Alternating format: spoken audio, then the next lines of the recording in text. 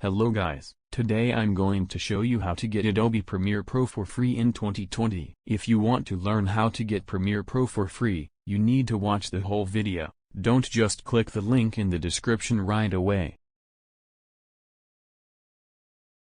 Open up Google and search up WinRAR. Click on the first link.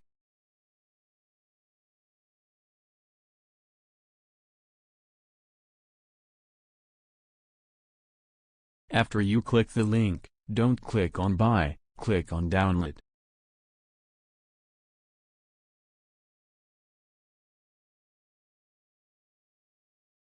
Now you will see that WinRAR will start downloading.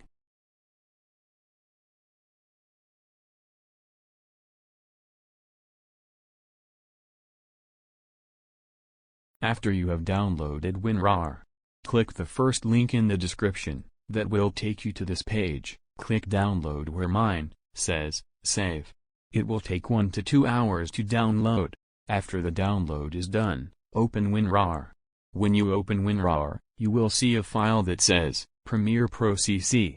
Click on it, then click on Adobe Premiere, then Setup, and then click on Setup.exe.